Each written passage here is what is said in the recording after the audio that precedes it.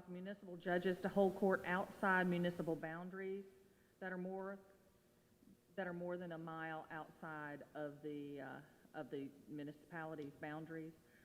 It's a little awkward language in here, but that is what it does. The municipal judge shall hold court in a public building designated by the governing authorities of the municipality, or may hold court in an adult detention center as provided under this section, and it is to extend that 1 mile radius.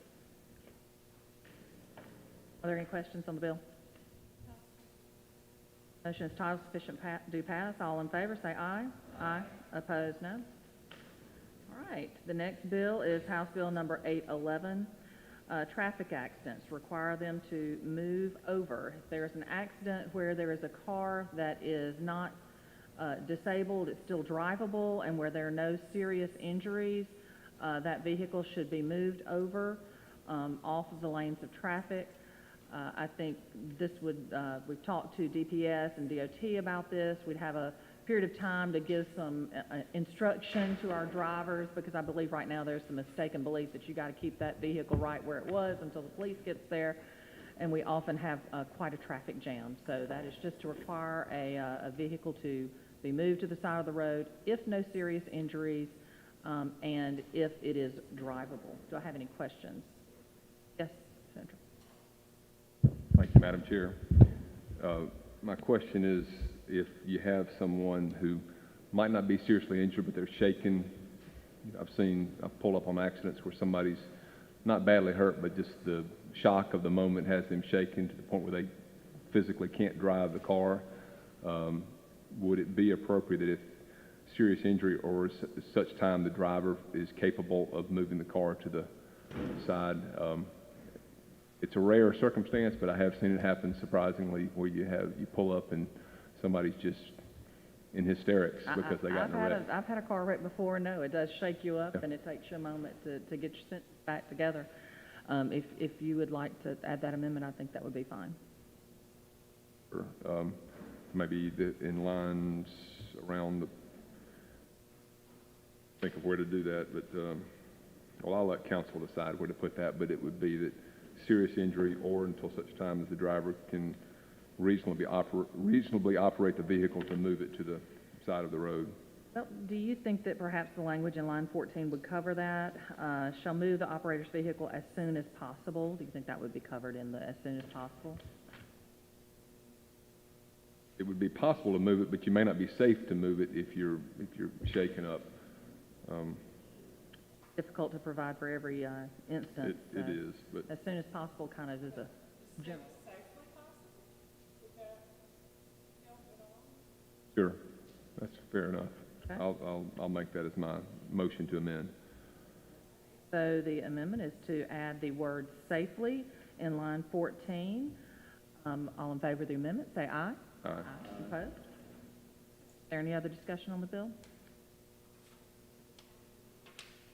Title sufficient do pass as amended is the motion. All in favor, say aye. Opposed? Next bill I'll call up is House Bill number 1490. This would create the 23rd Circuit Court District up in DeSoto County. We all know that area of our state has grown just exponentially and continues to expand. So it would separate that. DeSoto County right now is in the 17th. So with the next set of judicial elections, we would have two separate circuit court districts. The 17th would remain as Panola, Tate, Tallahatchie, and Yalobusha, and then the 23rd would be DeSoto County only. There are 4 judges currently. There would remain 4 judges, 2 in the new 23rd and 2 in the 17th. This bill would also add an additional chancellor to District 3, which includes DeSoto County. It goes from 3 chancellors to 4 chancellors. I think we're going to have a bit of a delay in the census this year. I'm not quite sure when we're going to get those results. You know, we do judicial redistricting every so few years after the census, and so they wanted to go ahead and get this in the works. It would take effect with the next set of elections, which is in November of 2022. It would require the election of a new DA, and the current version of this since there would be, the DA and the judges aren't elected at the same time, there would be a gap in that period of time. This would provide for that additional DA to be appointed, but I believe Senator Parker has an amendment and that I would like to take up at this time.